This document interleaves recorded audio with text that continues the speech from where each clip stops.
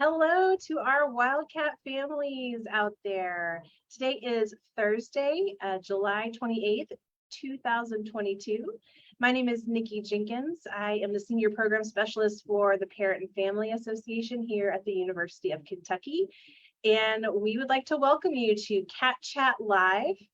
Cat Chat Live is a series of online, live streamed opportunities for you, the parents and families of our undergraduate students, to meet some of the amazing folks who are working on campus, learn a little bit about what they do and how they are supporting your students.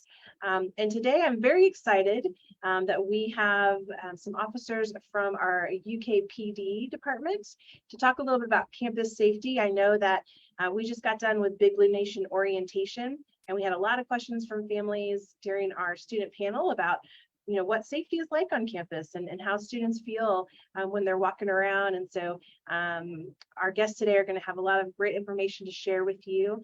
If you have any questions for our guests, feel free to put those questions in the Facebook comments, and we will try to get to as many of those as we possibly can today. If we can't get to all of your questions, we'll be sure to connect with you either on Facebook, or you're welcome to email the Parent and Family Association at parents@uky.edu, and we will be happy to answer any additional questions you may have. But for now, I will just hand things over to our friends, and we'll get started. Good morning. It's certainly an honor to be here visiting to you guys and talking to you a little bit about us as a PD and what services are provided to your student while they're here going to school and living here at the university. My name is Alan Saylor. I'm a senior police officer with the agency, and my colleague, Officer Michael Culver, we both are in the community service office, and we both are highly active in educating our community about who we are, what services are provided, and we wear a couple of hats in this office. So with that, let's talk about a little bit about the university. You're sending off your student to us to care for on a daily basis. And let me just say that the university is a very low crime area, but that doesn't mean we don't have crime that occurs here. One thing must be kept in mind is I liken it to a city within a city. We swell to about 64,000 people in population almost every day. And if that in and of itself was a definition of a city, we would be larger than Bowling Green, which is the third largest city in the Commonwealth. There's no fences, there's no guards to sort out who should be here like a military installation. So freely as you can walk in downtown Lexington, freely you can walk here at the University of Kentucky. So with that being said, we try to set the mindset is to always be conscious that there is freedom to walk about campus unimpeded.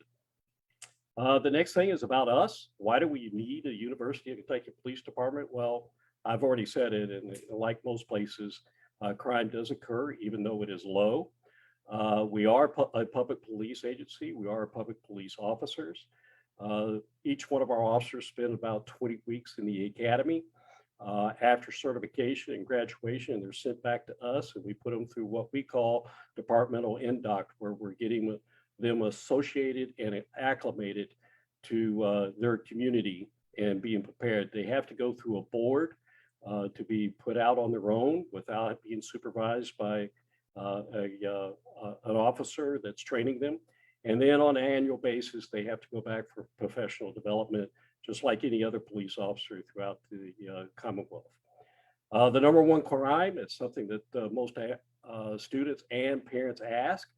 What is it that we need to be concerned about? And I would say that the number one crime is opportunity theft. What is opportunity theft? It is basically where someone has neglected or has failed to lock something up, and as a result, somebody exploited it and stole that. About 78% of our reports are that of opportunity theft, and about pretty close to 100% are unsolvable. So we encourage students to mark down, even parents, to mark down makes, models, and serial numbers of items that they don't want stolen. that they bring to campus, and then also look at the opportunities of how they can guard that. We encourage students that even while they're at the library, even though it is a university library, it is a public library, and we have public issues like any other library where people come in and use that. And they have a right to, because we have to keep it open to the public until 10 p.m. in the evening, because there are federal publications within that building. We got to provide that to the public. Stats, if you want to find out about what kind of stats and what's been going on, you can go on to the University of Kentucky Police Department's website, and you could look at the last 7 years and what those statistics look like in each categorized area. We offer all kinds of services such as for the safety of the students, such as the what we call tap phones around campus. They have blue lights at the top of the tower. You have the ability to contact the police by pressing the red button on it. And it also is cameraed, and we also use that as an announcement and speaker system for any kind of emergencies or condition that we have on campus. The blue bus service that we have on campus is on demand till 5 a.m. And that's a means of getting someone to and from where they need to go to here around campus. And we encourage students to use those type of things so they're at less risk. And then Wildcat, which operates 3 nights out of the week, is something that's probably going to be transitioned over into an Uber type setting to where you can contact Uber, and then the university, which will be supporting this, will provide you free services within a parameter area to get to and from campus. So we try not to leave people out there by themselves walking back and forth from campus. And I'm going to kind of turn it over to Mike here to talk about Livesafe and talk about Safe Cats. He's on the cutting edge of that. And then I'll kind of chime in for a UK alert. And then of course, there's some services we provide specifically at UKPD, like STAR and Active Attack and so forth. I'll give that to him to kind of talk about also. Hey guys, well, thanks for having me. Thanks again for having me.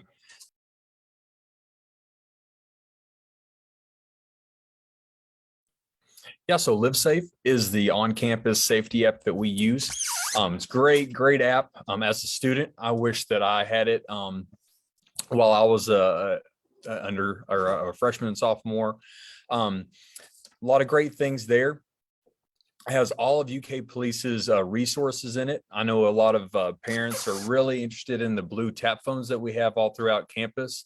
There's a GPS map function in that app that allows you to see where all the preferred walking paths are, where those blue tap phones are located. There's a tracking function on there, kind of like Live 360, but it's tailored for you, UK PD and the university.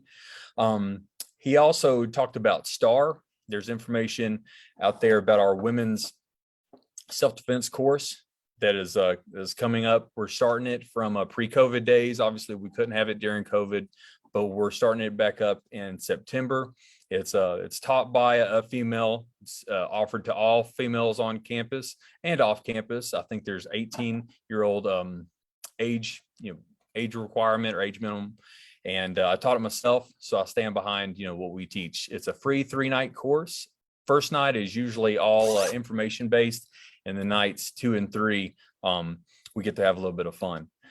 Something else is the Safe Cats. It's a golf cart service. It's a student transportation service that we offer in partnership with ROTC. Those nights are from Sunday through Thursday. And I believe it's from 8:30 p.m. till around 1 o'clock a.m. That function is just to get students and staff from the libraries to the dorms and vice versa. Again, we don't want a lot of students walking around at night if they don't prefer that. So we're there to help them out.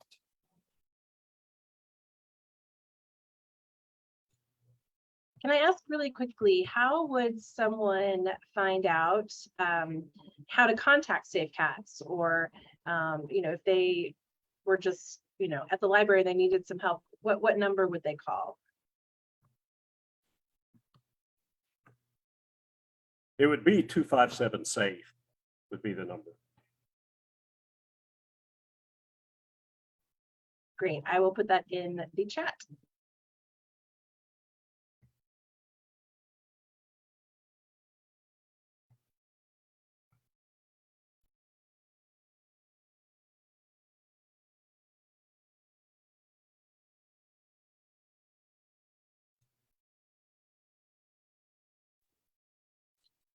Now we know that a lot of families have some concerns on, when they're thinking about their students parking far away, if your student, especially if a first year student is parking out at K-lots.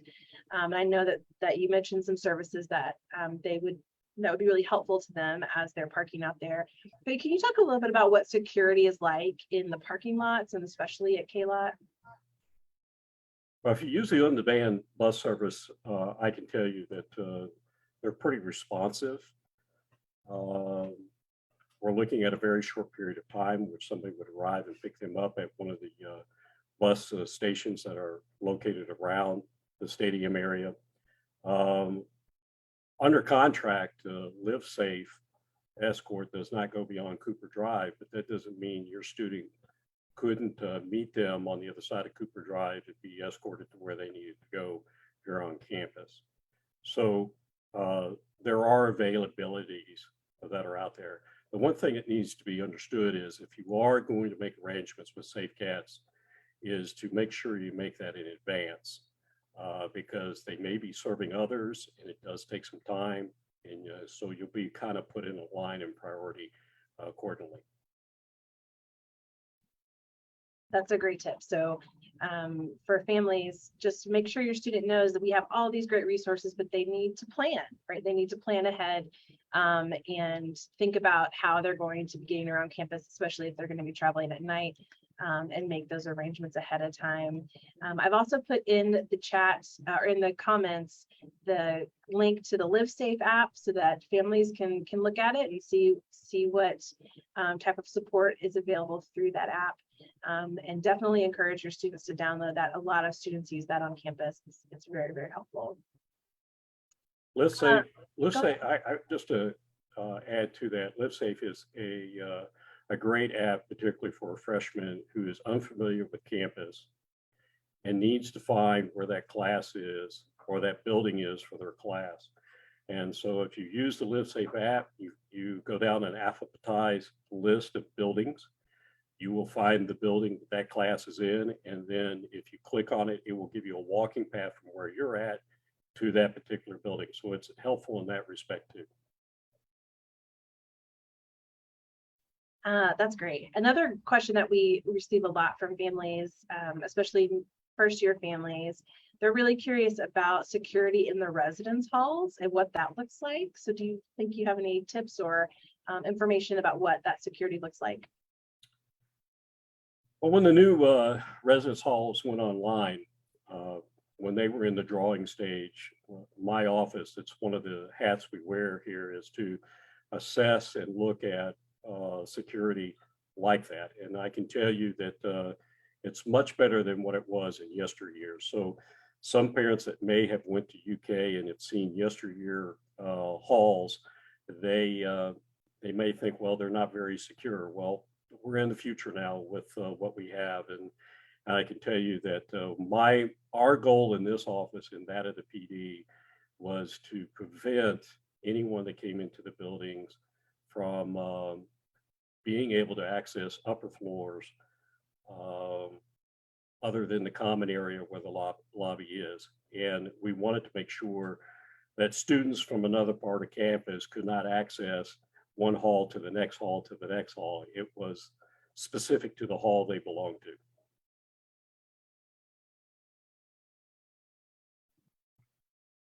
Great. And then do you mind talking a little bit about UK alerts and how families can sort of be part of UK alerts and maybe what they'll even learn from a UK alert? UK alert it came online right after the Virginia Tech incident. And at that time, a lot of universities, military installations, and so forth were looking for some type of system to make a broadcast of any type of emergency or information that was pertinent. We wanted to be very careful that we just didn't make announcements on everything, but they were specific to something that the whole community needed to know about. So UK Alert came online for us. I can tell you that UK Alert is used to notify faculty, staff, and students about the cancellation of university on a big snow day. They will use that. However, it has also been implemented for things of acts of aggression that may happen, and we want to make sure that we give instruction to our community as to what to do in that particular time. Now, I will tell you how that happens. The alert will come out and specify what the emergency is the first time. The second time will give you a status. The third time will give an all clear that people can go back to their normal lifestyle and what's going on in their lives that day. So UK Alert, we try not to use it except for specific things that would be worthy of an alert of emergency or something that needs to be a community knowledge. Great. So families can sign up for UK Alert, correct? That is correct. Matter of fact, I would prefer that parents get on board with that, because if we do have an emergency on campus, we want their affirmation and our help and their help, excuse me, to help us to make sure students do what the alert has instructed everybody to do. I would certainly want to have the aspect of being able to call up my student and say, you know, where are you? What are you doing? Do what they tell you to do, kind of thing. And having, you know, the parents backup in that, that's a great thing to have. And sometimes, you know, I think sometimes it can be a little confusing for parents because they think, oh, I've signed up for UK Alerts. That means that anytime there's a crime on campus that I'm going to get an alert about it. And that's not the case, correct? So, you know, how would, you know, when there are crimes on campus, how do you typically report those crimes if they're not necessarily an emergency status? Well, we're mandated by federal law to report all crimes.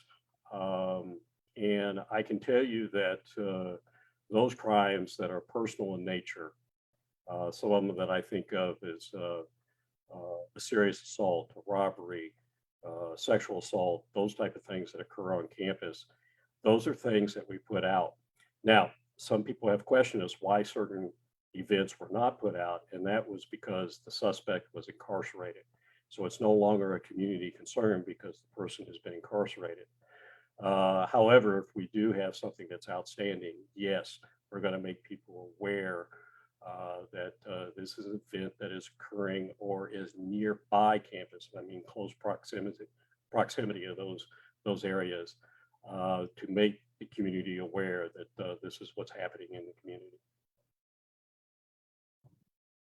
Great, thank you for clarifying that, because I think that's definitely something that families are eager to know more about. Something we also get asked quite a bit is whether or not you know, students should come prepared with things like mace or any other protective equipment, especially folks who maybe are coming to UK from smaller places and are just really not sure what the city is like. Can you give any tips or ideas on what these new students should be bringing with them? Certainly, I would take advantage, particularly for the female audience. I would certainly take advantage of the STAR program and being able to learn some type of self-defense. Secondly, if any of the parents out there want to send me an email, I have an attachment that talks about pepper spray, and pepper spray is the only weapon that you're allowed to have on campus. And I would be more than glad to send that attachment to them that explains what we recommend, you know, what are the advantages and disadvantages, because we want them to not be under some cloud of expectation of what that particular weapon is going to be for them or not be for them. And so we try to brief them on that. That way they are aware of the limitations. Is there a list or something on your website of things that are not allowed to be on campus? Any sort of weapons or anything like that? No, there's not, but the administrative regulations for the university is public. And if they wanted to go on there, there is a weapons section, and it does, it's very plain English as what is allowed and what is not allowed. Gotcha. Thank you. And these have been some really great questions, families. So keep those questions coming. I'm sure that they have heard it all. So no question is a bad question for them. Now, Ellen, I know that you and I have talked before about just what it's like to have a student go to college, right? And for the first time, and being in a residence hall, walking around campus.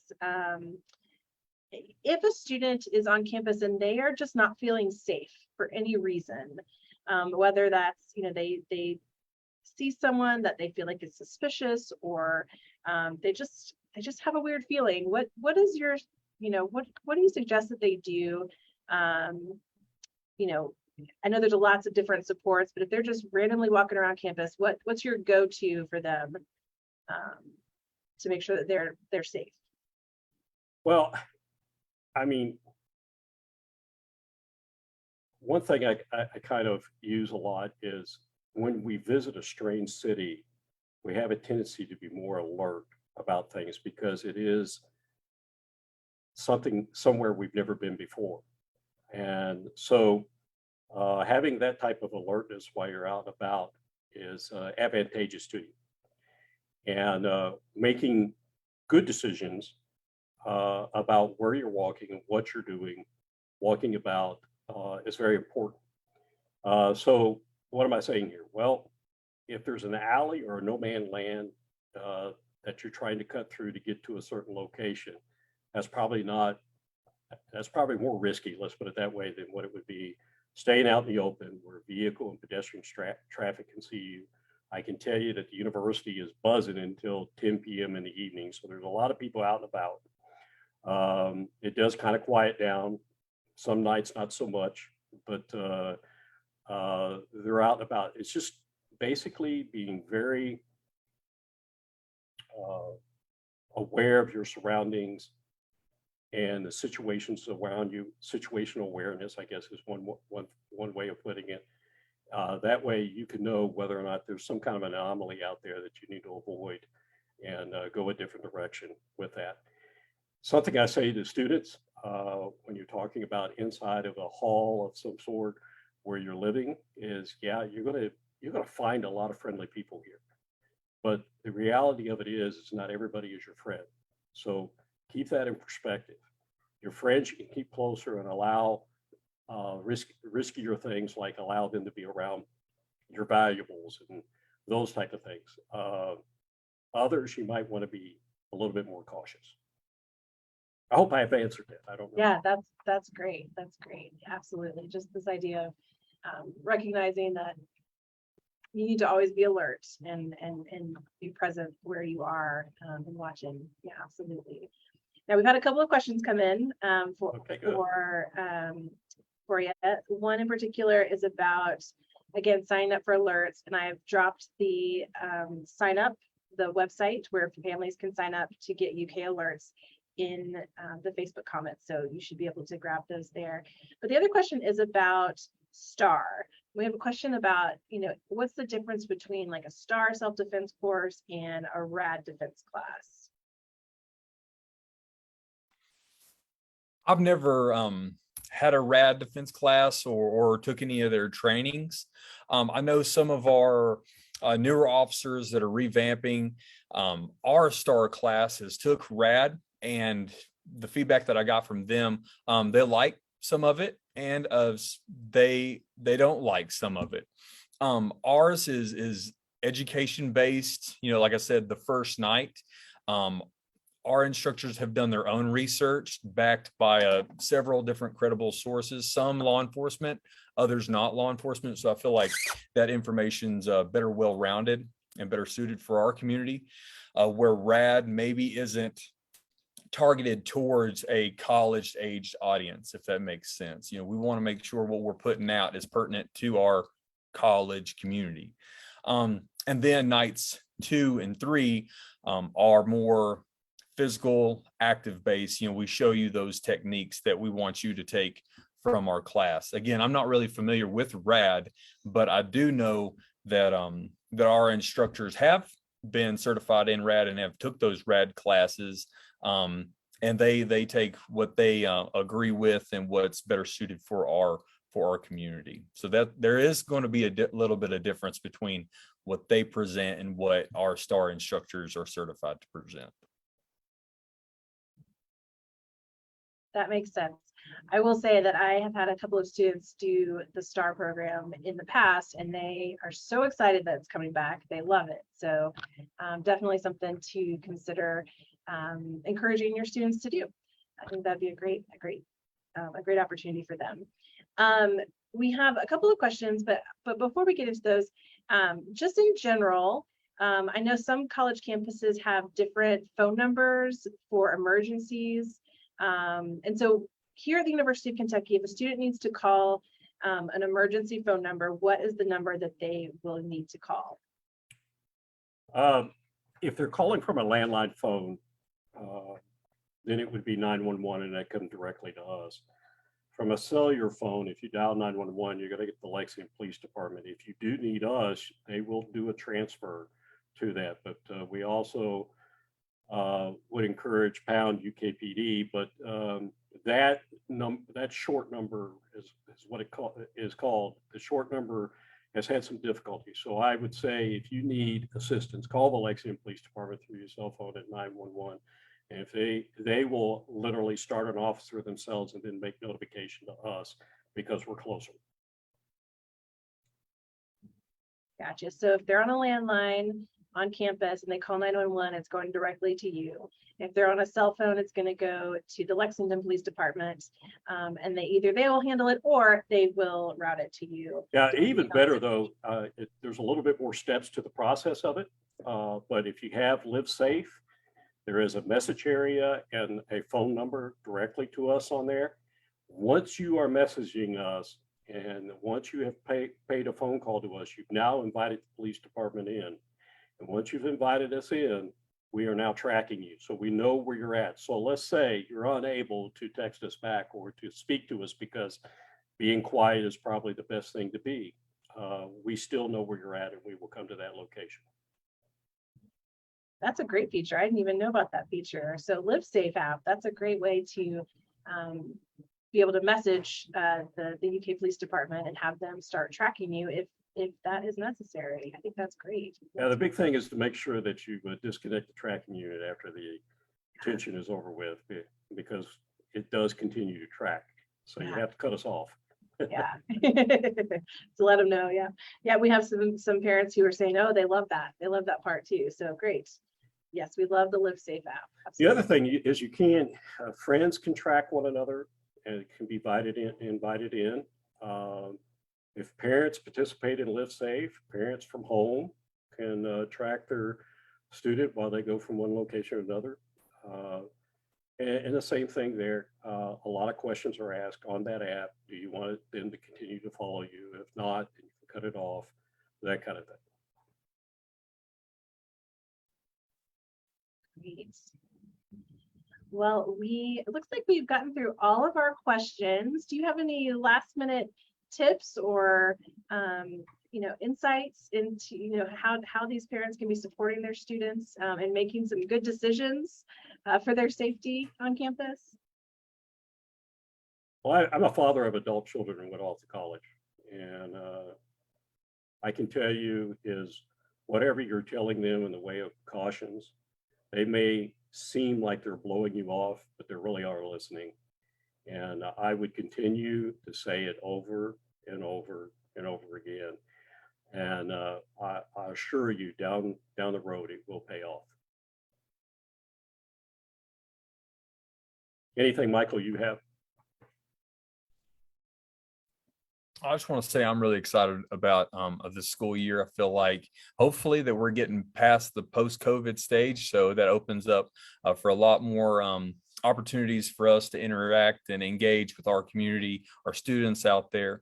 Our office is here in the Student Center, right next to the PNC Bank office. We have our therapy dog Hudson that's with us. He's my personal partner. So feel free to stop by and grab a bag of snacks that we have for our students and pet Hudson a little bit, and just ask us any questions you might have yourself or you might think of in the future.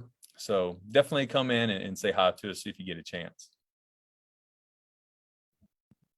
Hudson is a celebrity on campus, and we want to have him at all of our events. So if you families come to campus for family weekend or anything really that happens on campus, Hudson is probably going to be there. So definitely want to get a picture with him. All right. Well, we have one more question before I sign up.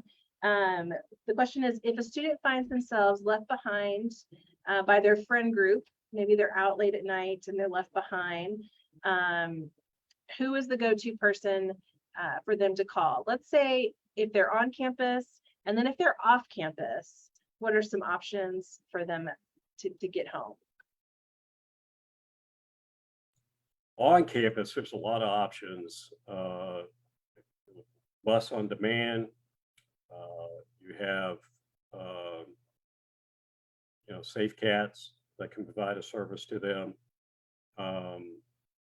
Now, if they're off campus, then it's going to be the wild cab that's going to get them where they need to be. They just need to prove by having their student ID that they are a student and they get a free ride back to campus. And all of these services that are provided is a means of where your student is not going to be a loner coming back to campus or getting where they need to be. We emphasize that we really enjoy providing a service to where nobody has to be alone if they don't want to get from point A to point B.